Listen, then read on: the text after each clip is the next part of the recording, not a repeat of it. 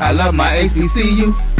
And boy, I love it, love it. I love it, love it. I love my HBCU. And man, I hope my team they won one. I hope my team they won one. Yeah, man. I hope my team they won one. I hope my team they won one. I tune into the HBCU Sports Lab to see if my team won or lost. If they lost, I'm quiet as a mouse. But if they won, keep tab. I'ma do the dab, yeah. Dr. Cavil, he know what he be talking about. Mike and Charles, they know what they be talking about. They compress the analytic data with the hip hop. If you know them like I know them, they gon' tell you if your team, if they won or lost, and who the ball. So listen to Professor, yes sir, and pay attention, cause he gon' teach a lesson. This is Dr. Cavil's Inside the HBCU Sports Lab. So welcome to 583 of Inside the HBCU Sports Lab radio show and podcast with Charles Bishop and Mike Washington. The show that's covering the sporting HBCU dash for all things HBCU sports. For institutions large and small, from the NAIA to the NCAA, we share insights and information on HBCU sports culture and HBCU athletics to facilitate the story of HBCU athletic programs in the business of HBCU sports. In short, we call it HBCU sports pedagogy. I'm your host, Dr. Kenyatta Cavil, along with my co-host, Mike Washington. As you see, Charles Bishop. Mike Washington is back on assignment. Had a late call that called him off duty. We understand things. He has to save the world. So we're going to make sure we let him do that. We're filming from our home studios, or at least I am, and sitting in Signal Live at KCOH 1230 AM studios with the Texas Radio Hall of Famer, multi-Hall of Famer Ralph Cooper in a beautiful home at Texas Southern University from Houston, Texas. So you see we have Charles Bishop. Charles Bishop, how you doing today? Doing well, Doc. Got a lot of great football action coming this weekend. It's championship Saturday, and a lot of things will get done over the weekend. So we'll see what we got going. So can't wait to get into it. Yeah, I see you. I see you. You smiling a little, smiling there when you talking about championships. All right, I got you. Today's episode of Inside the HBCU Sports Lab is sponsored by THG Agency LLC. THG Agency is a company that provides sporting and educational consulting and data analytics. We also have two other guests on here, Dave. We call him Dave for short. Rhodes, as well as Wilton Jackson. That's the third. Second, I should say. I will add one too. I'm trying to make you a little kid already. You gotta cause problems for that. Get me all the way jammed up. Hey, man, you got to grow up fast around these parts, boy. I know. You put kids in your life, man. It's not that bad. It's not that bad, man. No, man. We're gonna see. You'll see once you have something. I will tell you that, though. I'll tell you this, though. It's expensive, homeboy. I'm telling you now, you got to tell me. College is approaching for my oldest right now. So you got to tell me 1 second. The second one going to college is approaching. He already got one in there, so he's limping all the time. All the time. You know, Mike usually, I'm gonna give Mike a shout out. He's an empty nester, so that's why he living the life. He living the fast life, man. He big time. La vida loca. La vida loca. Man, let's get into this great show today. We got some interviews lined up for you. We're going to stay on the refrain of championship weekend, CIAA, SIAC. It ended up having a college football playoff feel to it when we got 1 versus 4 as the poll came out last week. That matchup happens to be in the SIAC. That is Miles College at number 1 versus Clark Atlanta. The Panthers are sitting at number 4. And then you got a 2-3 matchup. That's Virginia State Trojans.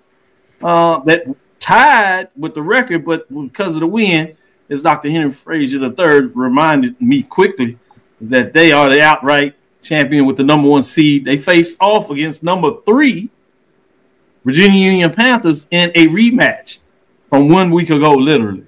With that being said, let's get into some other news of the day and see where y'all want to go.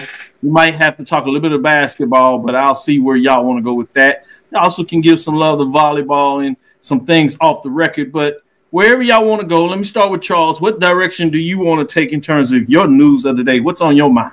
Yeah, let's talk a little bit of hoops. As the Norfolk State men's basketball team, they've made their way back into the national rankings. The Spartans earned the number 25 slot in the latest College Insider men's mid-major top 25 poll released by the website on this Monday evening. Norfolk State 3-0 is the only historically black college or university featured in the rankings. So a little bit about the mid-major poll. It contains conferences from American East, Atlantic Sun, Big Sky, Big South, Big West, Coastal Athletic Conference USA, Horizon, Independence, Ivy, Metro Atlantic, Mid-Atlantic, Mid-American, Mid-East, Missouri Valley, Northeast, all the way to the MEAC and the SWAC are the HBCU institutions. So the recognition marks Norfolk State's first ranking in the mid-major poll this season, reaching as high as number 19 during the 23-24 season. So big news for Norfolk State. Of course, Norfolk State, they lost on the road for its first away test this past Tuesday night to William and Mary, but they came into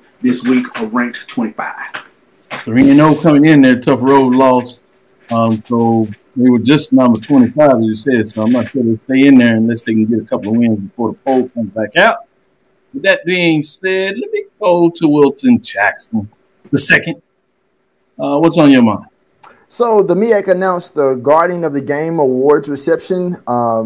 Basically, it's a prestigious event dedicated to recognizing influential individuals who have made a significant impact in the world of sports. The reception will be held on Friday, December 13th, 2024 from 6 p.m. to 8 p.m. at the Marriott Marquis Hotel in Atlanta, Georgia. This year's honorees include a distinguished group of leaders and trailblazers who have contributed profoundly to sports at all levels. Their work exemplifies excellence, commitment, and passion for advancing the sports community. The award acknowledges those whose contributions may often go unseen, but are essential to every victory, every milestone, and every achievement. The inaugural honorees are Ben Nguyen from NCAA, Tiffany Greenberry from ESPN, Mary Hill from Voorhees University, Dr. Alicia Shields Gaston from Delaware State University, Dr. Kendra Green, North Carolina Central University, Jennifer Lynn Williams from USA Basketball, and Tiffany Tucker of University of Maryland, Baltimore County. Great information, Wilton. Good breakdown. Give some love to the Guardians of the Game Award reception. That should be nice. Marriott Marquis Hotel. Man, it's going to be tough for me. I don't get into Friday evening, got graduation, fighting flights and trying to get in there. I don't know what the first thing I'm going to do when I touch down. I'm going to see what the gentlemen are doing. Maybe they'll save me a seat somewhere. That being said, let me go with Dave. Dave, what's on your mind? We're going to talk about the top 25 for women's basketball because we have 3 HBCUs that made the top 25 in the mid-major. Get in there and save us. Make sure Sherry's not dead. Oh, yeah, absolutely. Shout out to the Norfolk State Lady Spartans. They're ninth in the poll, representing the MEAC well. And then we have North Carolina A&T from the CAA at 22 and Grambling at 23. That's so we got impressive. Oh, yeah. So we got some pretty good ladies basketball teams going on right now. I will say, like, A&T just recently hosted UNC at Club Corbett. Gave it a valiant effort. They ended up losing that game to them, but great atmosphere. You can't skip through that. Great atmosphere. Oh yeah, Corbett always has a good atmosphere. Usually for the double men and women. Oftentimes, obviously, as they move conference, they play on separate days. Yep. But the show out for the women, and which they did later in the year as they were in the running, the fact that you're packing that gym, I think that's a major statement. Kudos. 4th consecutive. As much as I give y'all all your other consternation, I'm able to give you pride. When you get it done, you do it right. Shout out to the Ag. It's the 4th consecutive game. 4th consecutive game with over 3,500 in attendance for women's basketball. So we're trying to keep that momentum going when we get into conference play and when we get into the more out of conference games. Good stuff. Good stuff. I want to give a shout out before we turn it over and see if there's anything else that you want to get on here. I want to talk about HBC All-Star Major Division game featuring Howard and Tennessee State. Harper scored 7 points in overtime to lift the Howard Bison of the MEAC over the Tennessee State Tigers 88-84. And that was in overtime. Blake Harper scored 7 of the 18 points in overtime to help the Howard beat Tennessee State. Bryce Harris was named the game MVP with his double-double behind 70 points, 11 rebounds. Had a nice game. It looked like it was back and forth. Teams took the lead. Shout out to Tolly, who was on the call. It was on YouTube. Took me a while to find it. Once I found it, it was a really pretty entertaining game. It looked like Howard was going to get it done, coming back late and stretching out, having 6 points. But credit to the Tigers. They found a way to tie the game at the end after being down late, 6 points. But then Howard came out and hit the first 2 threes, went up 6. They played even the rest of the way, but they held it out basically, as you said, with Tennessee State putting a little dip in it to break it down to 4. But those 2 big buckets were basically sealing the deal all the way to the end in overtime. So that was fascinating to see. I'd love to see a little more of those matchups. We do have a couple of coming up that will be home games. You got Alabama A&M at Tennessee State this Saturday, and then you have South Carolina State at Alabama A&M the following Friday. So I'll keep my numbers. You know how I like to do the matchups between MEAC, SWAC, and HBCUs and non-conference HBCU programs outside of the MEAC, SWAC. See what they're doing beyond what we see in the top 25. So good information there. Charles, I'm going to come back to you and see if you have anything else on your mind that's intriguing you right now that has you feeling a little froggy or just feeling good about the HBCU sports culture. What else is on your mind? Let me give you one more. I got kudos to Dillard as they swept Talladega to win the 2024 HBCU AC Volleyball Championship. So Volleyball Championship coming up for SWAC next week. Of course, we had the SWAC Soccer Championship this past weekend where Southern knocked off Texas Southern. So kudos to those teams that are collecting a little bit of hardware here in the fall. Giving some love to the women. I love the way y'all showing out today, man. Let me go back to you, Wilton, since y'all just doing all this love. What else is on your mind, Wilton? So I'm going to kind of stick with what Charles was talking about with the women. We're going to go to some MEAC volleyball. MEAC announced their weekly volleyball honors. Delaware State's Jaron Tomlin was named the MEAC Player of the Week. Norfolk State's Jasmine Matera was named Rookie of the Week, while Howard's Leah Reeves and Coppin State's Coco Fajora, I think that's how you say that, received Setter and Defensive Player of the Week accolades, respectively. Tomlin led Delaware State in 2 3-set sweeps this weekend, hitting an impressive 471 and averaging 4.33 kills on only 2 errors. She ranks 13th nationally and first in the MEAC with 52 aces on the season. Tomlin finished the week with 20 digs, 26 kills, and 2 service aces. Matara totaled 22 assists, 12 digs, 4 kills, and 1 block in 7 sets, helping Norfolk State to a 1-1 record on the week. Reeves registered 100 assists, 19 digs, 3 aces, 3 kills, and 3 blocks in 2 wins to help the Bison win the MEAC regular season title. In the match against Coppin State, she collected 59 assists and 14 digs to help the Bison secure the regular season title and top seed in the MEAC volleyball tournament. Fajera collected 40 digs, 10 assists, and 4 aces on the week. Also served up 4 aces in the 4-set win over Norfolk State and helped the Eagles take 2 sets from Howard, who had not lost a set in conference play. Last thing, I'll close it here. Howard's women's soccer program won the NSC championship this week. Yep. I don't want that to go without notice, particularly as a big soccer fan there. Shout out to the Howard program, particularly women, hosting up their first championship in the MEAC, getting it done. With that, let's go to our first break. We'll come back on the other side. We'll see if we'll have our first interview set up. Get your mind into championship week at the mid-major level. Let's get into it. Oh. It's never too early to plant the seed, to share the tradition, and instill a sense of pride in your HBCU with your little ones. HBCU Pride and Joy Children's Boutique helps you share your school spirit with a wide selection of adorable kids apparel and accessories officially licensed from your favorite HBCU. Visit hbcupridejoy.com and follow us on all social media at HBCU Pride Joy on Facebook and Twitter. Supermarket sushi, really? No. Wait, Troy, you work here? I'm never not working. Like Head & Shoulders Scalp Shield technology, up to 100% dandruff protection, even between washes. Never not working, huh? Oh, Troy, you're such a good teacher. Yeah, I know. Never not working. Never not working. Never, ever not working. Are you serious? Never not working. Dandruff protection that's never not working. Head & Shoulders Scalp Shield technology. Hey, grab me one.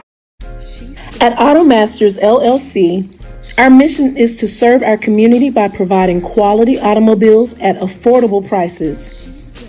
All of our vehicles are inspected and certified to offer you the confidence in knowing you have a quality vehicle. Our goal is to provide you with a seamless process and positive experience for your automobile purchase. Financing recommendations and specific vehicle inquiries are available at your request.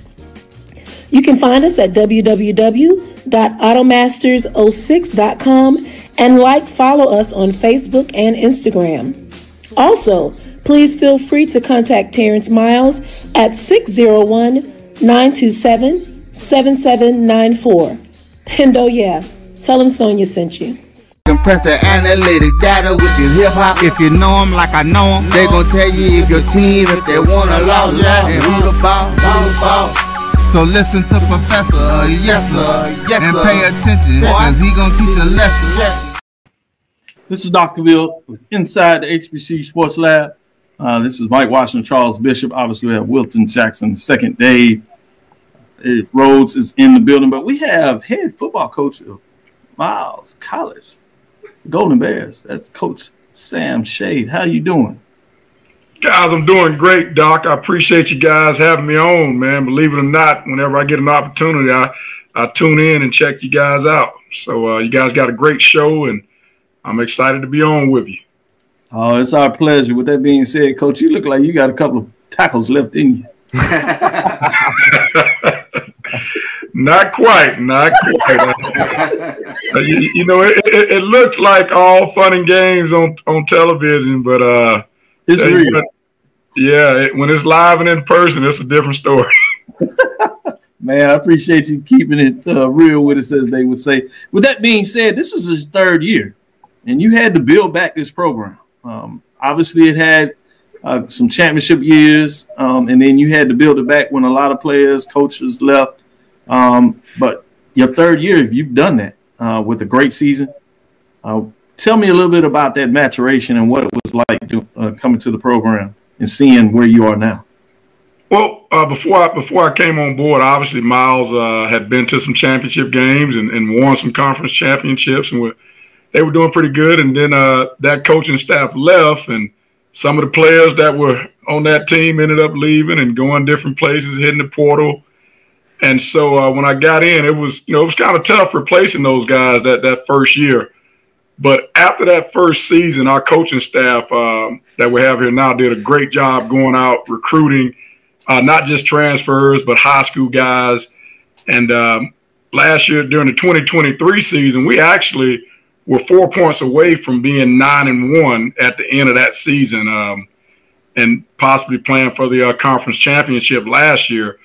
We felt like we were on track, but we had some injuries, lost some key guys during that season that we felt like if we had them, we probably could have ended up pretty strong last year and had a possibility to play for the championship. And go ahead. I was just going to say, so this year, we come into this year, we had some good pieces back from that team. We lost some really good players from the 23 team, but for this 24 season, it just seemed like a lot of our young guys have really stepped up and played really well for us. Some true sophomores, true freshmen. We've had some injuries this year. We've been without our quarterback a couple games, without our starting running back, and a couple offensive linemen, our starting tight end. And then you go on the defensive side, kind of same thing. But the difference this year, a lot of our young guys have really stepped up when the opportunity presented itself. So that's been the difference. The next man up mentality this year has been a whole lot better. Oh, wow. Amazing to kind of feel that when you go through a program and you just don't know when you're watching teams collect wins and put themselves in a position for championships, how that unique story comes together. Charles, if you would, go ahead and follow up. Yeah, Coach, I want to follow up and kind of talk about some of the players. I mean, I know you're a defensive guy. You have the number one scoring defense in the SIAC. But I wanted to ask about Jeremiah Hudson-Davis, who leads the team in tackles, and then you Jermichael Rogers, who leads the team in sacks, what they bring to the team. And then on the back end, LaShawn Young, he leads the SIAC in interceptions. Well, I'll start up front because it starts up front for us. On our defensive line, Jermichael Rogers, he's a guy that can do it all. He can play defensive end. He can play inside. He can really get after the passer in the pass game. But he plays with a lot of leverage, so he makes a lot of plays in the running game. Matter of fact, if you look at if you look at our stats, he's right up there as one of our top sack guys, but he's also tackles for losses. That's what you see on our team and even in the conference. He's got a lot of tackles for losses, and that's just because he's so active in the run and pass game and does a great job for us up front. And then on that back end, like you said, Jeremiah Hudson-Davis, he was actually out for 3 games before we played. He broke his hand. Actually broke his hand, and he was out up until the Tuskegee game. He came back. He's playing with a cast on his hand and just kind of picked up where he left off. And he's a true sophomore. He's one of those young guys. He's a true sophomore. And LaShawn Young, like you said, he's got 7 interceptions, leading the conference, and he's a ball hawk. He's got some natural stuff at safety that you just can't coach.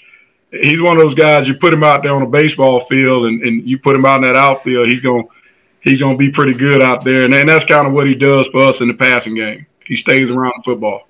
Sure thing. Appreciate that, Coach. Wilton.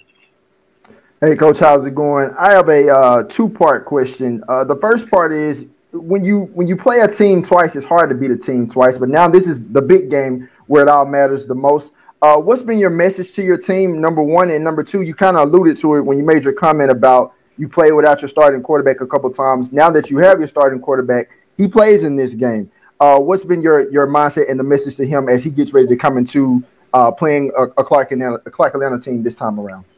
Well, to answer your first part of the question, just about it being hard to beat a team twice. I don't think that it's hard to beat a team twice. I've been telling the guys, look, man, in pro ball, I played against a couple teams, 3 or 4 teams a year twice, teams in the division. Sometimes it was 2 weeks later. Sometimes it was a month and a half. But it's really something that's not a big deal because the number one thing is you're both going to be different teams, whether it's one game, 1 or 2 games since you played them the last time. They're going to be a little different. You're going to be a little different. They're going to add things. We're going to add things. So I've tried to get my team not to get caught up in that talk about it's hard to beat a team twice because, I just don't believe in that. But also with my quarterback, Cam Ivory, he actually didn't play in the last game against Clark Atlanta. Right. Khalil Anglin actually played in that game, and Khalil did a great job for us. He really did. He stepped up.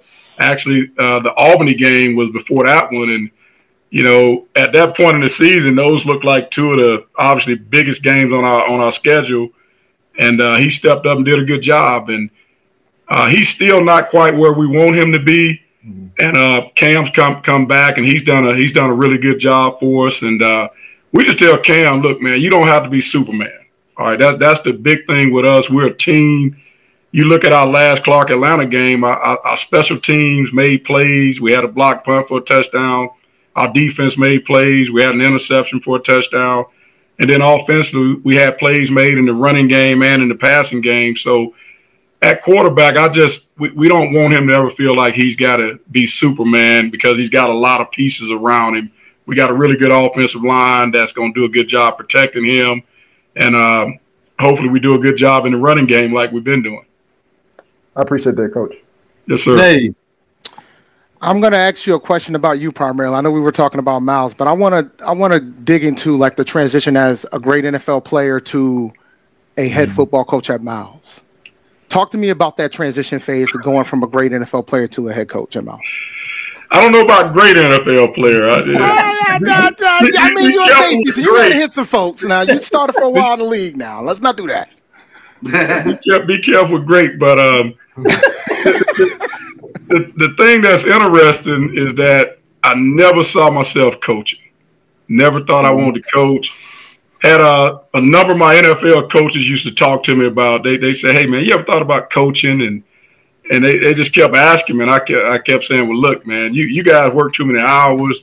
I pass by the facility at night, late at night. You guys are here 12, 1 o'clock. I get in here early. I'm in here early. You guys been here a couple hours, and I'm like, nah, I don't want to coach." And sure enough, I get out of pro ball and move back to Birmingham, get my insurance license, and one of my buddies gets me to volunteer coach on a middle school team. On a middle school team, and And once I got into it, man, I'm doing it for free, and I'm loving it. You know, did it for a couple years, then moved up to the high school and started coaching there, and it just hit me that, hey, man, this is something I really enjoy. And then I got a call from the late great Heisman Trophy winner Pat Sullivan, was the head coach at Samford University, and he recruited me out of high school. He was coaching at Auburn when I was coming out of high school. He recruited me, and he got me to come over and become a part of his staff. And so I go over there, and the first thing we end up doing after that season, they have this big national coaches convention.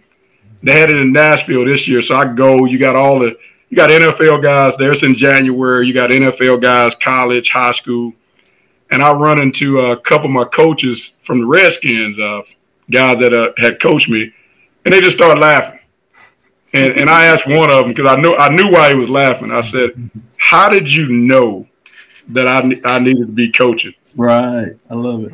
He said, "Hell, man, you was telling everybody what to do anyway." He said, "You were already doing it." You know. I guess playing safety and all that stuff. So definitely made sense. And I tell my players all the time, man. I use that when I say, "Look, man, sometimes people see stuff in you don't see in yourself.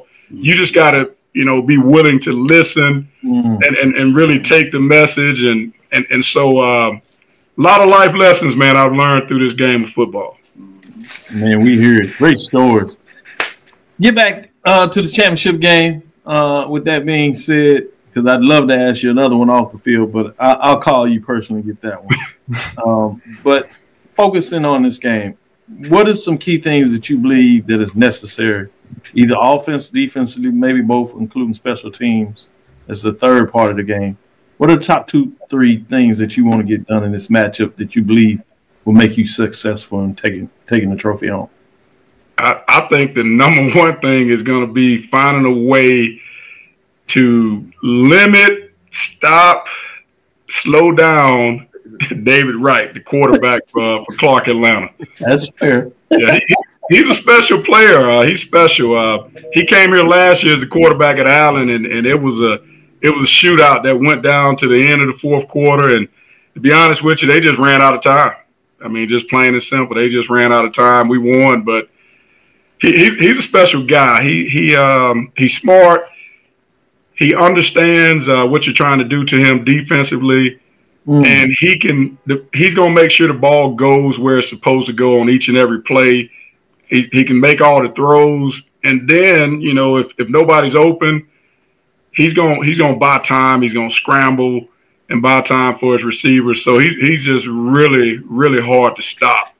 And you look at the stats from our last game, we really didn't stop him. In our last ball game, he got his.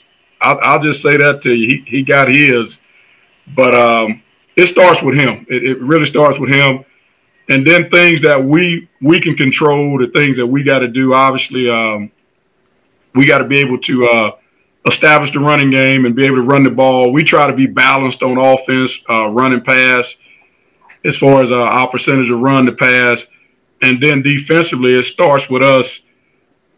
Big thing against those guys, they are able to run the football. They've got some really capable running backs. Sometimes they'll put some receivers in the backfield. They've got one or two of their receivers that they'll put in the backfield, and so they're a team. They're hard to stop on offense. They're really hard to stop on offense, but we feel like obviously we can't. They're going to throw the ball a lot. We know that, so we got to stop something. So. It starts with the run. We got to stop that, and we got to limit the big plays. Those are some things that we've got to do. Control the running game on both sides of the ball, and we got to limit the big plays. Certainly. First thing I'll say before I get you out of here, and appreciate your additional time, Antonio Langdon. Understand he's on the staff. I met him with the diehard Alabama alumni down there when I was working in Huntsville, Alabama. Had a chance. His mother lives there. His mother lives in Huntsville. Yeah, and so I got a chance to kind of exchange, and really good guy in terms of what he's experienced in life still down at home. So it's good. Make sure you tell him Cavil said hello. He probably won't recognize, but let him know I met him when he's up there in Huntsville with a couple of other guys that went to school with him that made sure that I recognized who he was. I was like, okay. Well, once I got to meet him a little bit, I said, "Oh, this is a good guy." Yeah, great guy, man. Great guy. I've known him 30 plus years. I'm glad to have him on my staff. He's a great guy, but he's a really good football coach too. Really good awesome. Football coach. I can see that. He's a great player. Is. Made that big play in the championship game. That's for sure. Still remember it. So everybody else around made sure. I just moved to Alabama, and obviously I loosely was a fan from that level, but certainly everybody else understood the magnitude of the moment. So that was funny for me. History lesson there. The other one I got to give some love to is Chris. Chris out of Birmingham, your #1 Miles Go Bears fan, and you know exactly. Chris Anderson.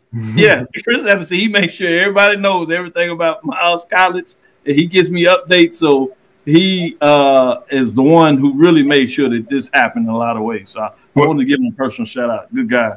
Well, if it's out there, man, Chris brings me all kind of stories and news, man, about if it's dealing with HBCUs, man, he's gonna get it to me, man. He's gonna get all the information to me. That's the Chris I know that he's still trying to get him in the swag. So I was like, man, this guy here. I was like, man, I don't make the vote, man. Do all this other stuff, make it happen. You got all these other folks in here. I was like, all right, Chris.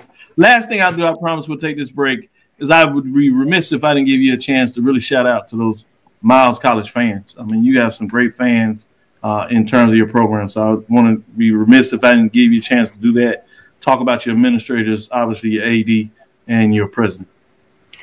Well, I tell you, I got to start with the administrators, with my president and AD, who were a big part of our president, Dr. Bobby Knight, and our AD is Coach Fred Watson. Those two were responsible for bringing me here to Miles College. And after that first year going 1-9, you talking about some folks who weren't trying to run off and hide when they saw me, man. They had my back, man. They had some unwavering support, and just really, really glad to have those two in my corner. And our fans, man, our student body and our alumni and our fans, they're special. It's special here at Miles. I followed Miles College football long before I became the coach here. I got two sisters that went to school here. My older sister, younger sister, got a nephew that played here, won a couple championships.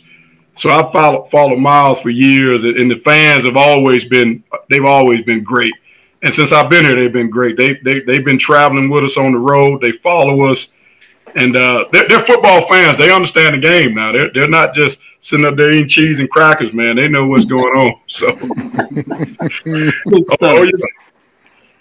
yeah. So definitely, what I want to say though, I want to make sure that they all come out on Saturday and watch us. Also, a lot of big football town, big football state, Birmingham and the state of Alabama.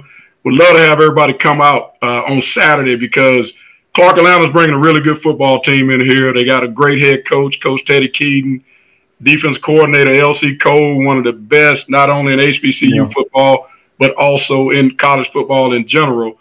So they're going to bring a really good football team, but feel like we got a really good team. It's going to be one hell of a game on Saturday right here in Fairfield, Alabama at Miles College. So looking for everybody to come out and check us out. Certainly. For those that can't, make sure you turn it on and watch it. This will be a fantastic game. I have it matched up in terms of my top 7. I have this 1 versus 4. Coach jumped up to that 1 seed. I know you want to win it. More importantly for you is holding up the championship. I ain't gonna ask about the rankings. I know how y'all feel about it. I don't care. We know how all of them feel, right? Yeah, we're gonna put the weight on you. That's what we do. You know, the media side. We gotta hype it up. But with that being said, we do want to say thank you for joining us. Go Golden Bears, go Golden Bears. Good luck this Saturday. Good luck, Coach. All right, guys. Appreciate you. Thank you for having me on. Maybe you have me on later on. Oh, no problem. We'll get you on here. We'll be right back after this break. We'll come back and get you back on after the championship.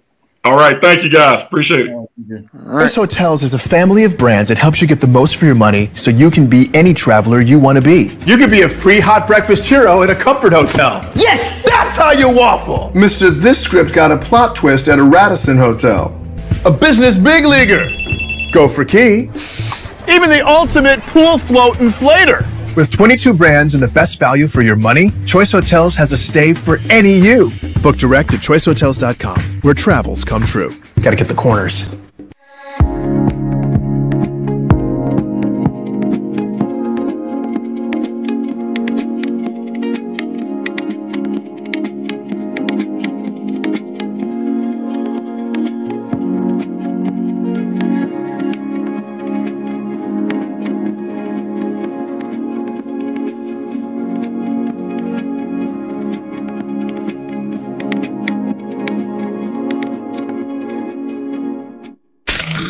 The human voice has always connected audiences with experiences. Major brands all across America have trusted CAVIL'S voice time and time again. Conversational, powerhouse, intelligent, and sincere. That's the voice you need for your creative marketing process. KEAVERSVOICE.com. CAVIL'S Voice, CAVIL'S Voice, CAVIL'sVoice.com. Always on, all the time. Compress the analytic data with your hip-hop. If you know them like I know them, they gon' tell you if your team, if they wanna lose, and who the ball. So listen to Professor, yes sir, and pay attention, cause he gon' teach a lesson. This is Dr. Will with Inside the HBCU Sports Lab with Mike Washington, Charles Bishop. Mike Washington is out on assignment, so I had the professors in the building. We got to talk about this 1 versus 4, 2 versus 3, so I won't rebuild that back up with you, Charles and Wilton, but I'd be remiss if I didn't give Dave a chance to kind of give his piece. What are your thoughts in terms of the matchup between Virginia State Trojans 7-3-6-1, Virginia Union Panthers, the championship out of the CIAA 2 versus 3? Let me know, what are your thoughts on it? I know we just asked Coach Shade about the difficulty of beating the same team twice, but this is going to be a crazy matchup considering they've already played. They played literally a week ago, right? So it's going to be fascinating. Virginia State was able to pull the last one out. I'm still leaning towards Virginia Union here. I think it's Jada Byers and Jada Byers only with regards to that. But I can't be remiss and talk about what happened with JCSU and why they're not in this game. But at the same time, it's kind of crazy to see that we're about to get this rematch, and I think this is going to be another. I'm hoping this is going to be another close game, but I'm giving the slight edge to Virginia Union here with Jada Byers. Yeah, and I think a lot of people have this as a really tough matchup between the two teams, and people are hedging their bets going one way or the other. But it seems like a lot of folks are looking at Virginia Union. It's going to be interesting to me with Virginia State winning the last game and feeling like they're still kind of like disrespected. And how they will use that as momentum to go back in this game in the matchup, I think is going to favor them. In our conversations on Tuesday, people can go back. Dr. Henry Frazier III reminded me when he had a championship game with Prairie View against Alabama A&M, and they played them the week before that.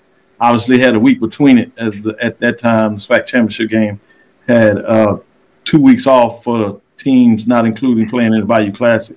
So they worked out. And then he talked about the fact was really messed me up when he was at Bowie State quarterback. He had beat Winston-Salem State. Obviously, it was a bigger spread in that game.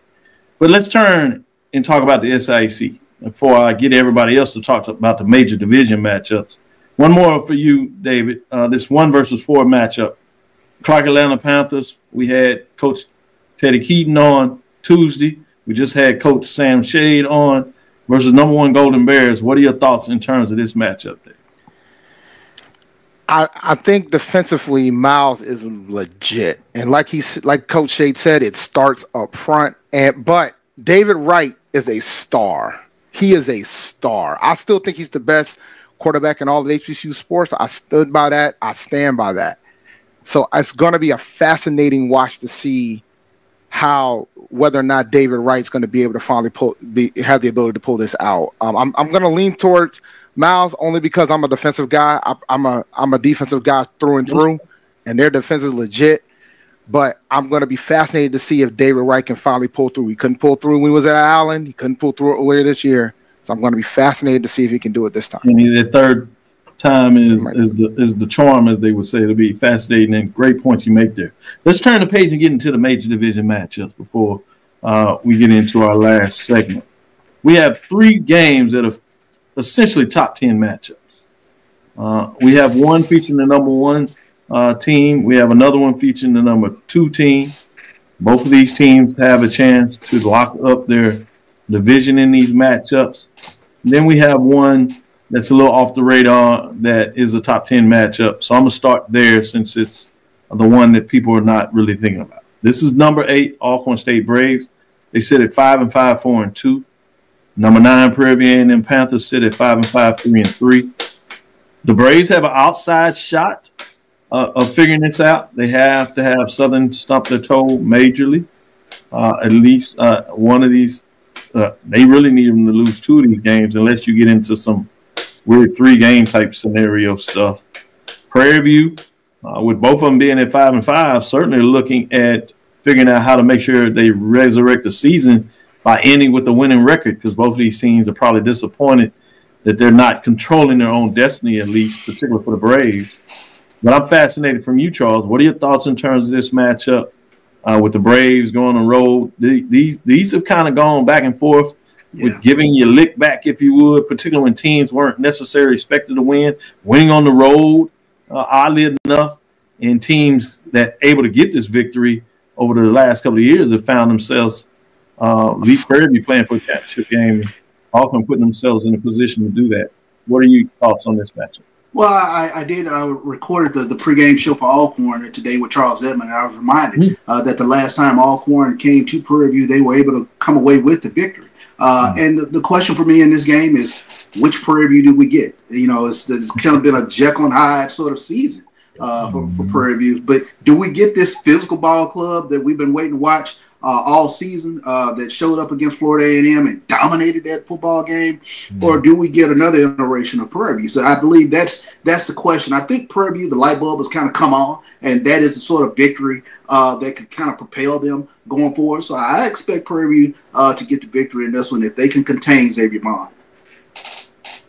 Good stuff, good stuff. Let me go to you, Wilton. Let me get your thoughts on this 8 versus 9 matchup, Braves versus Panthers. I see Prairie View obviously coming in this game on a 3-game winning streak, but I do think that streak is going to end. I think Alcorn is going to get the win at Prairie View. I think obviously it's going to start with whether or not Xavier Vaughn and Jacorian Sewell can get the running game going. But I also think it's going to come down to if Alcorn can slow down Prairie View's rushing attack too. And right now, Alcorn comes to this game 7th in rush defense. So obviously that'll be something to think about. And then Jaden Johnson has come along. Like, I know he had a pretty solid game against FAMU. I'm gonna be honest. I didn't have them beating FAMU last week. And nobody did. I didn't think so.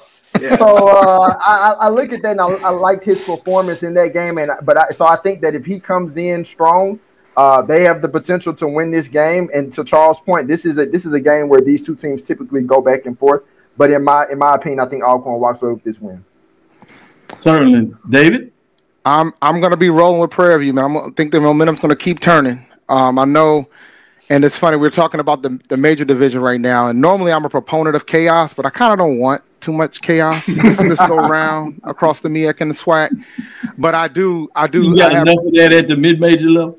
Yeah, I've seen enough, and right now the way the scenarios are going on in the MEAC, I prefer no chaos. I just want to. I get it. I prefer clarity. I got to understand. There's a little something bigger behind it. I got you. Yeah. So, but I think Prairie View will pull this out. I think their run game is going to get them through this one. Okay. With that being said, we're going to hold these, go to our break, and come back on the other side. We're going to hold the two big matchups. If you would, 1 versus 7, that's Alabama State hosting the number 1 ranked Jackson State Tigers. And then we have a Morgan State Bears at number 10 hosting the number 2 South Carolina State Bulldogs. We might sneak in that Southern matchup because it's just a tad bit important as well. But with that being said, let's go to our next break. We'll come back on the other side.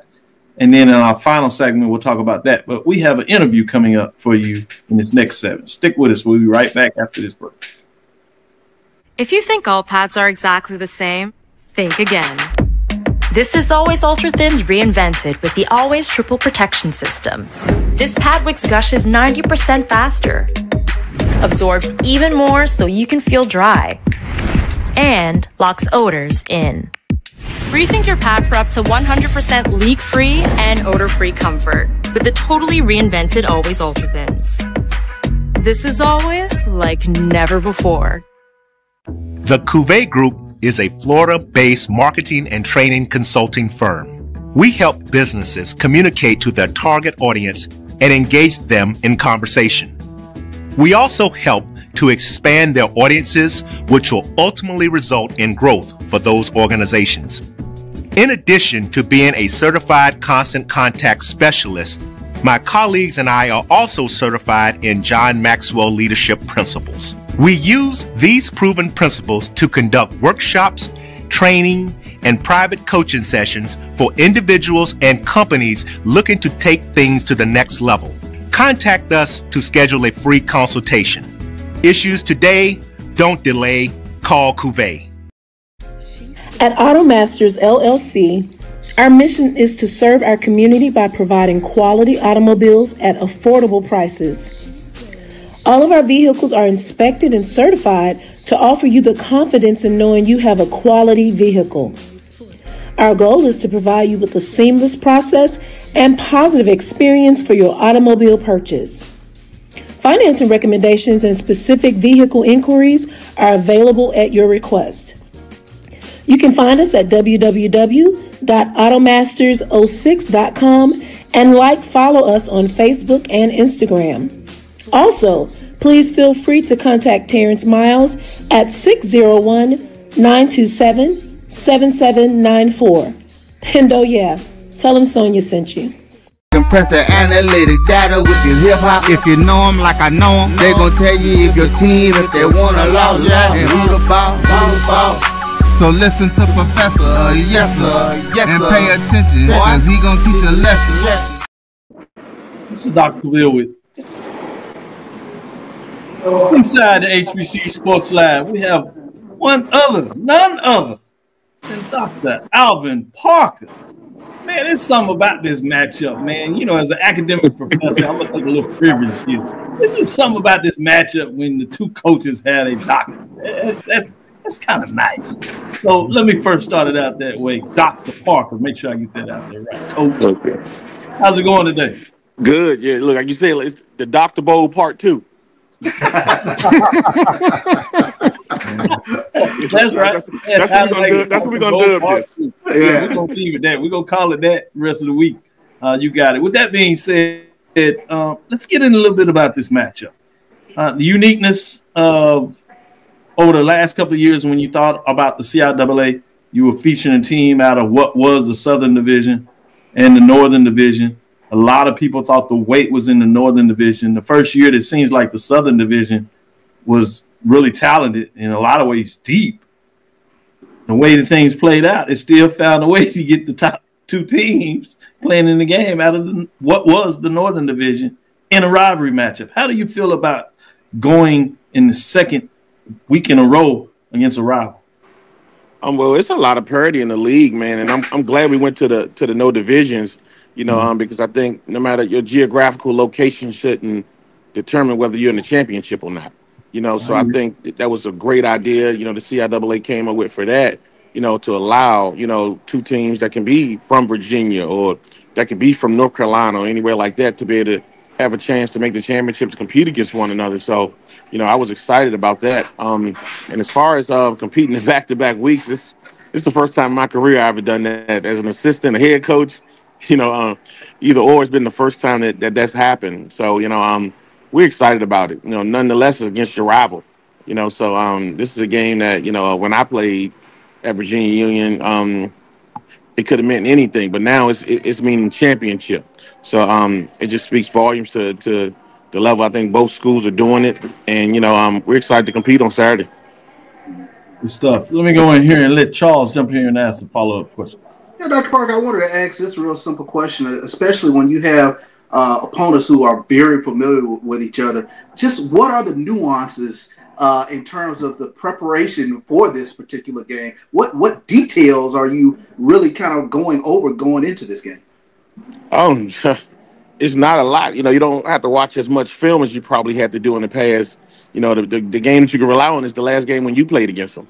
You know, so, you know, prior to leading up to the first matchup, we watched a lot of things that they did and prepared that way, and then, now we have our own film to go against those guys and prepare with. So that makes it a little easier, and, you kind of try to pay attention because this might happen on the NFL level. It rarely ever happens on the college level, that you get to do this and you might see something like that and see some of the things that they might do a little different. But the preparation for us kind of stayed the same. Our Monday was the same. Our Tuesday was the same. Our Wednesday was the same. Everything leading up to the game for us is going to be the same. Sure thing. Dave?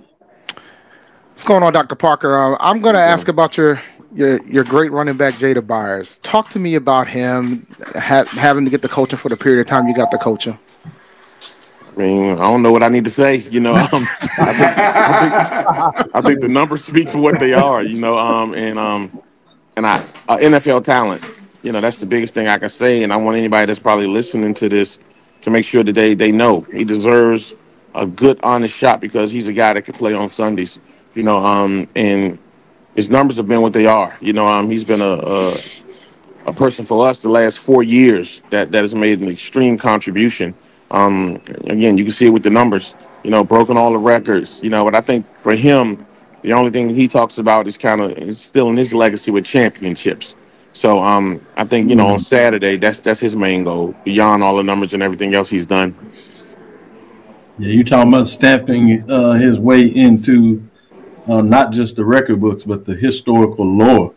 Virginia University has a really good chance to make that statement this week. It's really already there, but you're talking about a final stamp on it. This would do it in a lot of ways. That being said, let me let Wilton jump in here and ask the follow-up question. Dr. Parker, my question is pretty simple. Romello Williams is no stranger to you guys, quarterback of Virginia State. You got to him twice, got 2 sacks against him on last week. What makes him so challenging, and what are you telling your defense coming into this game on Saturday to kind of eat? We're extremely familiar with him. We recruited him too. Like I said, we're extremely familiar with him, but he's a playmaker. I think it's hard to win this thing or even give yourself a chance to win this thing if you don't have a great competitor at the trigger man. And that's for anybody on any level. Take it all the way to little league, high school. If you don't have a great guy as your trigger man, it's going to be hard for you to compete. And I think Virginia State has that. But I think we have it too. Romello was a great quarterback, and like I said, we definitely respect what he brings to the table. And we got to do a little bit more to stop him. I don't know how you can, but we got to make sure we do a better job of containing him. With that being said, as a lot of folks focus on your offense, particularly Jada Byers, rightfully so. But let's talk about some of those defensive players as you talk about going up against Virginia State and wanting to stop them. What are some of the key players that are going to have to be at their best this Saturday to get that done? Everybody up front is going to have to play well. I think everything starts up front, especially for us. I feel like we're a line of scrimmage type of team. So in being that, we have to play well up front on both sides, for us to have any type of success. But then last week, I think our secondary got tested a little bit. So, and if they were given a test, and if I had to grade it, I don't know what type of grade I would give it. I don't know if we passed or not. So we got to make sure we pass that test this weekend, on that side of the ball. But we got a bunch of guys that can play, a bunch of guys that make contributions, a bunch of guys that have been to Salem before. So we're expecting those guys to step up. Shamar Graham, Jalen Mayo, Isaac Anderson, Will Davis, Jockey Hilliard, all those guys that play on that side of the ball. We're expecting those guys to step up and make a major contribution this weekend. I like it. You talking about tests. And I just thought about it. I got a couple of test papers to grade. And it's getting time to final examination, as they say. And looks like the CIAA and SIEC had their own final examination this week. I'd be remiss if I didn't give you a chance to talk about your fans and your administration, whether from the AD to the president. I always like to put out here somebody that does sport management and talks about the business of sport. One of the business side of it, behind every successful coach, usually, generally speaking, is a successful and a great supporting cast from the administrative side, starting usually in athletics with the athletic director and many others, SIDs and folks of that nature, SWAs that are getting things done. But even more so is at the presidential level, president, chancellor, have to be on the page that allow you to put yourself in a position to have the success that you've had over the last couple of years. Doc, you spot on with that. I mean, it don't happen because you just show up and call the right play. That's not how it happens. You know, it has to be a total buy-in, a total commitment, university-wide. You know, from the president all the way down to the cafeteria. Everybody has to be vested in you winning and making things possible and making things, you know, kind of at the fingertips, making things easier so you can kind of concentrate on the football aspect of it. And I think our university has done that. You know, our president, you know, Dr. Lucas has made a total commitment to football. You know, our vice president of athletics, Joe Taylor, is a football guy. You know, everybody involved with it. You know, I rarely hear no around here. I don't want to be the one to ask for a lot because I think you still have to do, you know, your end of the deal. But usually when I go and ask, the answer is generally yes. You know, so I'm excited to have an administration like that that's kind of dedicated to making sure that we succeed. And you know, and then when they do their part, you got to be prepared to do yours. You know, and since I've been here, I think my SID kind of brought up the other day. I think we're 47-15. You know, wow. Since I stepped on campus, and you look up and you just kind of like, oh, wow, because our job is to win games. Their job is just to make sure we got the resources in place to win games, and I think both sides have done their job. Ooh, great point. Good job. Shout out to the alumni, your fans as well. Oh, shoot, look. Most of them guys I played with, I shout them out every day because they call me and talk to me all the time. They don't need no more shout outs. They call and bug me all the time. But you know, I love them to death. But you know, a lot of them people I went to school with.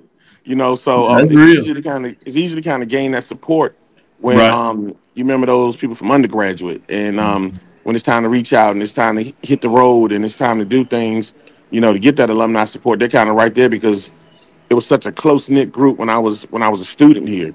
So now those people who were here when I was a student are those alumni who are in position to give and do things. You know, so it's a little easier for me being an alumnus of the university. No doubt about it. Dr. Alvin Parker, it is a pleasure having you on the show, giving out that time. We look forward to continue to talk with you as we have you now. And Charles, listen to this. Watch how this rolls off the top. Go Panthers. How about that? There it is. Double entendre. I know. That was an easy one for you. Hey, I'm just saying, there's something about it. It works out. It works out when it works out.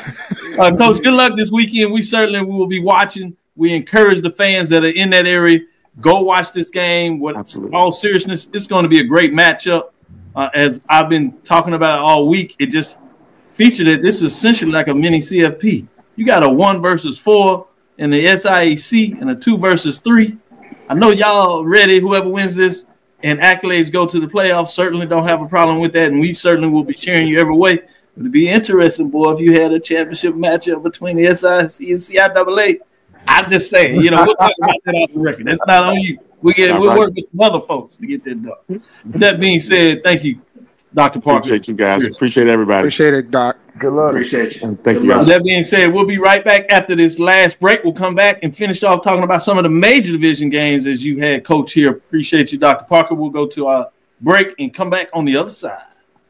It's never too early to plant the seed, to share the tradition, and instill a sense of pride in your HBCU with your little ones. HBCU Pride and Joy Children's Boutique helps you share your school spirit with a wide selection of adorable kids apparel and accessories officially licensed from your favorite HBCU. Visit hbcupridejoy.com and follow us on all social media at HBCU Pride Joy on Facebook and Twitter. Supermarket sushi, really? No. Wait, Troy, you work here? I'm never not working. Like Head & Shoulders Scalp Shield technology, up to 100% dandruff protection, even between washes. Never not working, huh? Oh, Troy, you're such a good teacher. Yeah, I know. Never not working. Never not working. Never ever not working. Are you serious? Never not working. Dandruff protection that's never not working. Head & Shoulders Scalp Shield technology. Hey, grab me one too.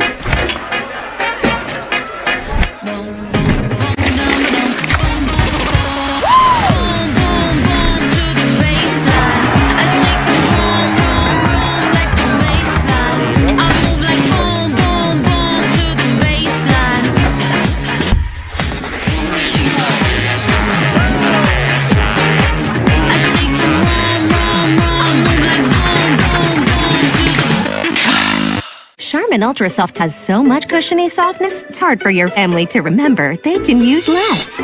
Sweet pillows of softness. This is soft. Holy Charmin. Oh, excuse me. Roll it back, everybody. Sorry. Charmin Ultra Soft is so cushiony soft, you'll want more, but it's so absorbent, you can use less, so it's always worth it. Now, what did we learn about using less? You gotta roll it back, everybody. We all go. Why not enjoy the go with Charmin? Compress the analytic data with your hip hop. If you know them like I know them, they gon' tell you if your team, if they wanna lose, and who the ball. So listen to Professor, yes sir, and pay attention, cause he gon' teach a lesson. This is Dr. Cavil's Inside the HBCU Sports Lab. There's not too many shows out there, gentlemen. So I really appreciate what y'all bring to the table and the time that you spend that's able to get the 4 coaches that are representing in this weekend's championship game out of the CIAA and SIAC. That is a statement, and we plan to continue to make statements around here. So I want to acknowledge you all for being a part of that and making sure we can get that done. With that being said, let's talk about the major division. I teased a little bit about the 2 big games, but I'm going to take another one here because divisional championships are on the line. We have a number 5 team in Southern Jaguars that are hosting Arkansas Pine Bluff Lions. The Lions come in at 3-7, 2-4. The Jaguars ranked number 5 in this week's poll ranking as we released on Sunday. They come in at 6-4, 5-1. Yes, they had some overtime. I kind of didn't see them playing out this way, but to their credits, they know how to win, particularly when it comes to the fourth quarter. The question here is, while the other 2 teams that are ranked higher and have a chance to lock things down have to go on the road, the Jaguars get to do it at home. They win this game, and the West Division is theirs, and they are playing for a SWAC championship game. Things play out, they still have a chance, if you think about it, to have the game at home.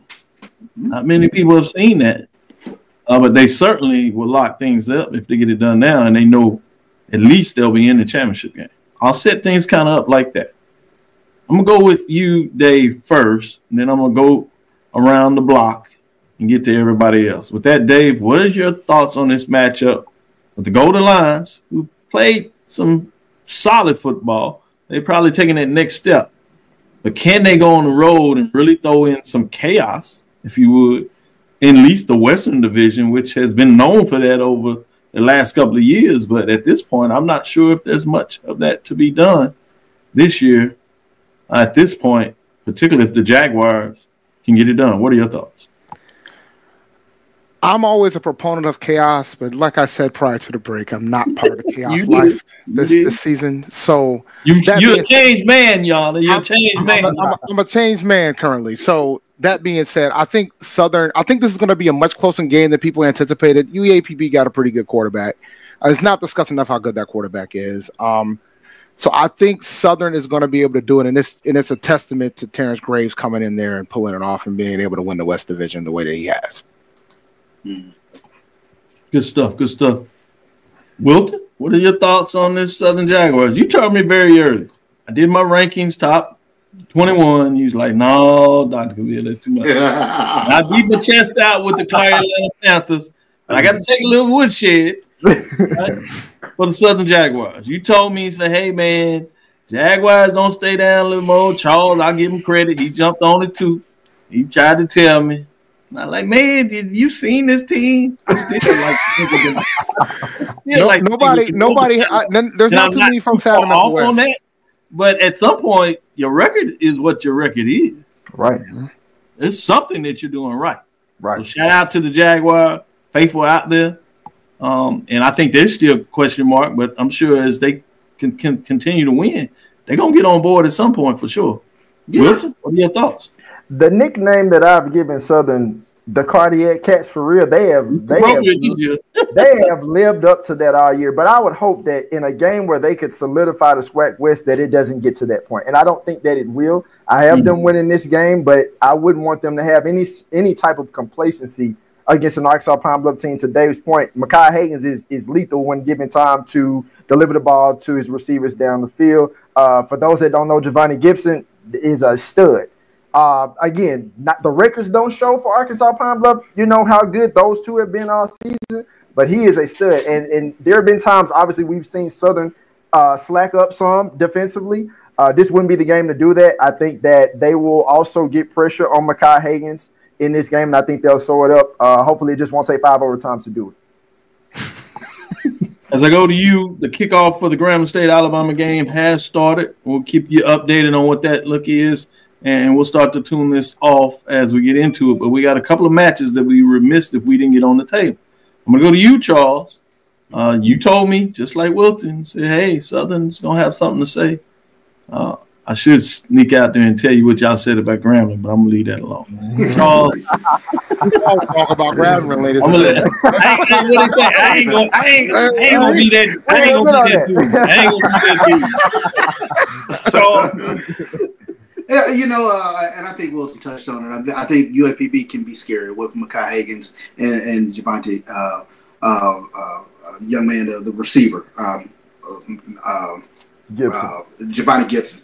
Yep. But when I take a look at this, I think the part that really gives me pause with regards to Southern is just Jekyll and Hyde offensively. We just don't know from a quarterback standpoint what they will do week to week. I think they put it together, but I think they're going to have to rely on the running game, Cody Dillon, to kind of get things up and going and kind of open things up for them. I think they have enough offensively to get it done and cinch this weekend. But, you know, it's great when you have a defense that they have that is sort of a bend but don't break sort of defense, and they've got the job done for them all year, like you mentioned, Wilton, cardiac cats, and it's just something when that ball gets to rolling, Jag Nation, they're going to get on board, and I think after this weekend, be careful.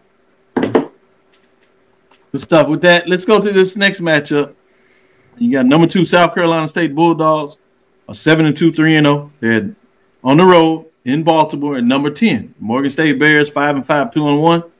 Just when you start thinking about the fact Morgan State doesn't have offense, they find the offense. But the problem is the defense has disappeared a little bit. What is intriguing about this matchup, and I know a lot of folks are really focused just how well the Bulldogs have played, which is true.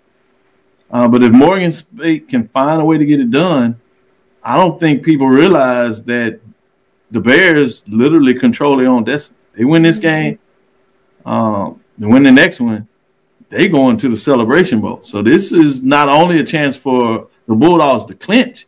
In a lot of ways, essentially, the Bears can clinch it too. Or certainly put themselves in the driver's seat to get it done. They'll sit at 3-1.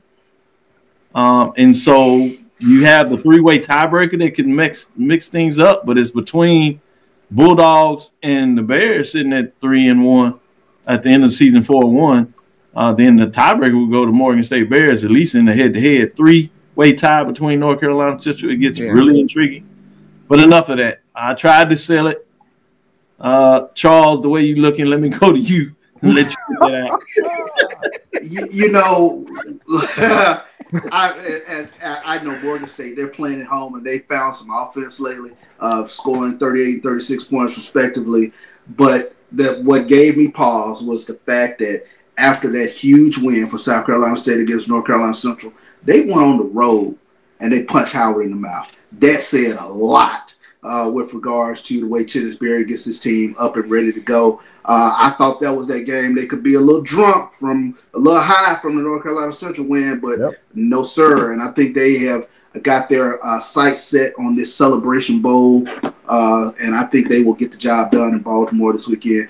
I don't think it'll be close. I think South Carolina State and Eric Phoenix walk off. Before I go to y'all and give you an update, Alabama A&M got the ball past the 40. Third down, they couldn't convert. 3rd and 10. Gramblin's defense stiffened up, punted the ball out. Grambling has the ball. Big storyline here is Crawley is back in terms of quarterback in this matchup, which I think surprised a lot of folks.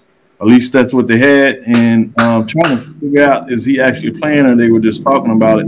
I'll give you an update, see what that looks like. But they had a picture up there, but it looks like they do have 8 in there, which is the backup. So want to make sure that maybe that was a television thing there.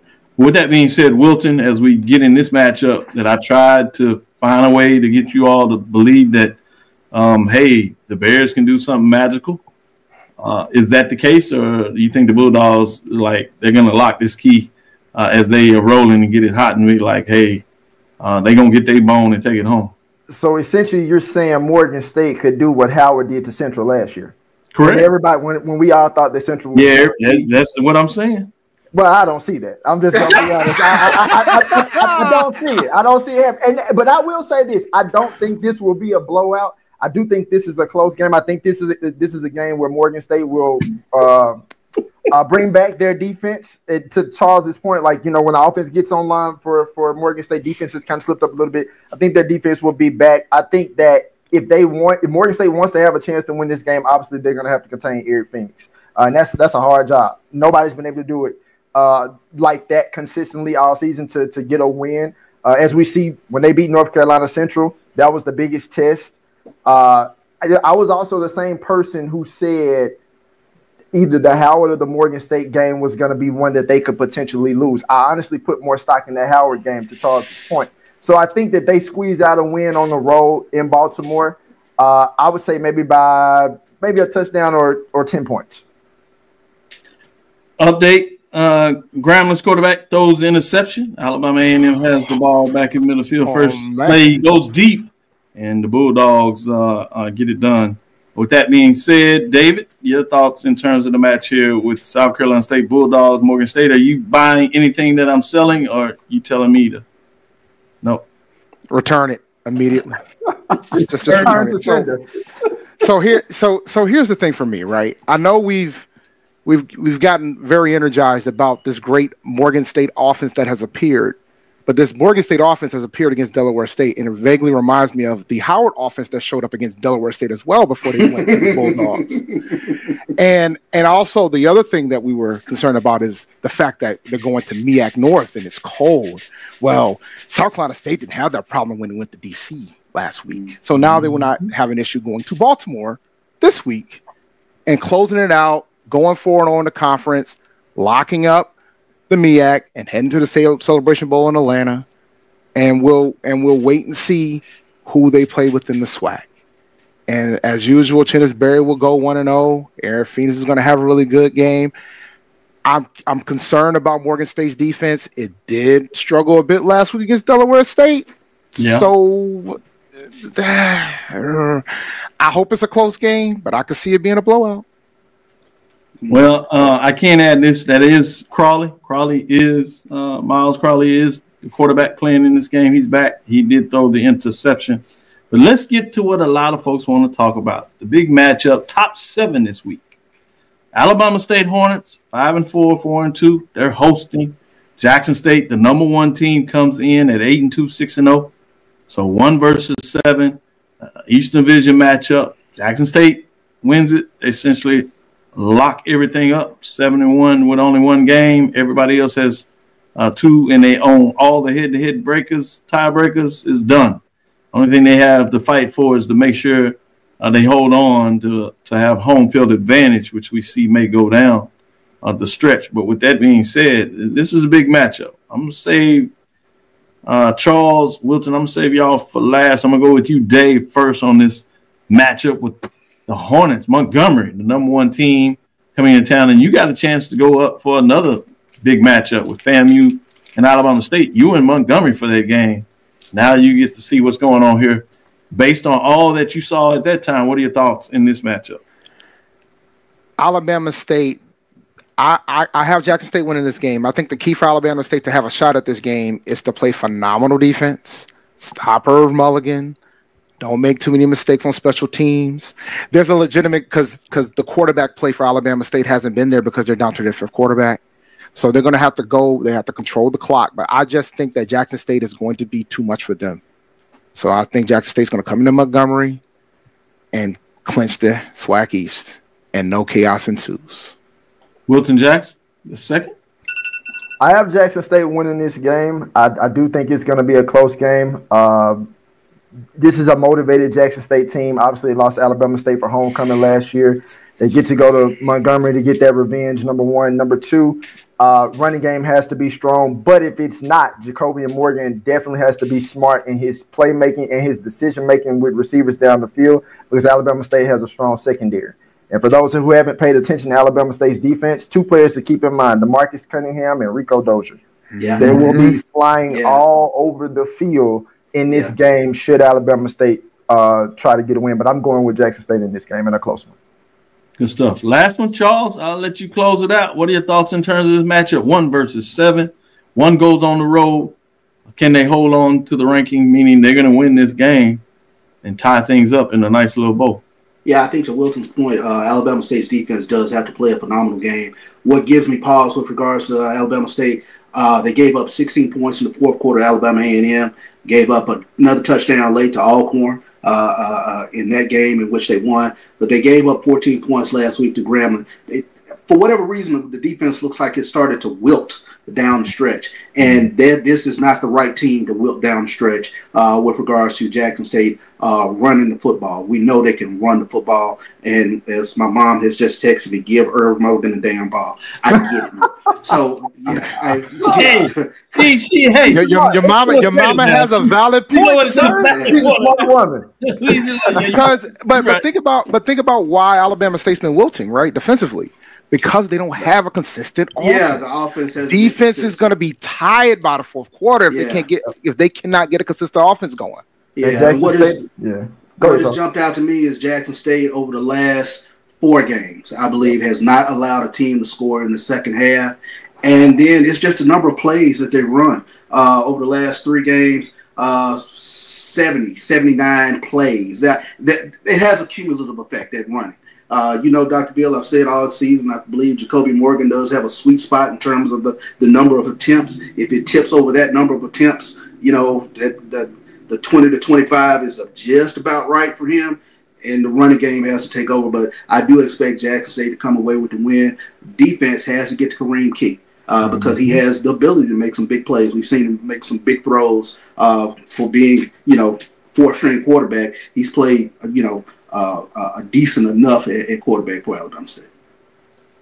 Alabama A&M had to punt again. They've had great field position, 48 on the other side of Grambling, and couldn't get it done. And now we got a big play. Grambling, second time, deciding, don't worry about passing ball, we're running the ball. And you have the running back that just broke out on the second play, running about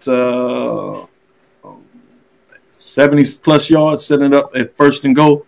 Inside the 10-yard line. With that being said, we'll call it a show and allow y'all to focus on the game. Thank you for listening to Inside the HBCU Sports Lab. Make sure you share our podcast with your friends and colleagues. I am Dr. Kenyatta Cavil, the Dean of HBCU Sports, coming from inside the lab in the College of HBCU Sports with Mike Washington, Charles Bishop. Today we had none other than Wilton Jackson II, even though we scared all his family to death when we thought he had some new news to say. Not yet. David Dale Rhodes is with us as well, does the Indy Report and world traveling, as he also covers the Carolina Panthers. He was actually made it to Germany for that matchup. So make sure you check it out if you want to get some insights on the NFL. You want it from a HBCU perspective, somebody that has the knowledge of the NFL, but loves what he does with HBCU programs. Or you want your Indy Report, tune in on Wednesday as you get it done. You can follow him at ChampD1012. Obviously, you know where to catch Charles. Wilton will give you all your reports as he flies around covering everything, getting it done, making things work. Make sure you catch up with these guys, follow these guys, support these guys, because it is extremely important. Anything you want to add there, Charles? No, I have play-by-play this weekend with Texas Southern Bethune-Cookman. That's a big one. A big one. Always on the mic, getting it done there. With that being said, again, I am Dr. Kenyatta Cavil, the Dean of HBCU Sports, coming from inside the lab in the College of HBCU Sports with Mike Watson and Charles Bishop. We hope you enjoyed our show today. Again, we want to thank you for listening. Dr. Cavill's Inside the HBCU Sports Lab with Mike Watson and Charles Bishop every Tuesday and Thursday at 6 o'clock. Listen for Charles and the rest of the team on Sunday morning. I will be on a flight, but we will have your show, and we'll make sure we have the release on Sunday as well, Major Division. Charles will be heading the ship, and you know he steers it correct. Follow me, Dr. Kenyatta Cavil, on Facebook and Instagram. It's DrKenyattaCavil. We want to tell you, did everybody lock things up or did some chaos take place? We shall see inside the HBCU Sports Lab on Facebook and YouTube. Dream big.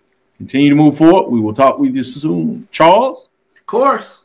Wilton. Lecture. David. Dismissed. Let's take it home.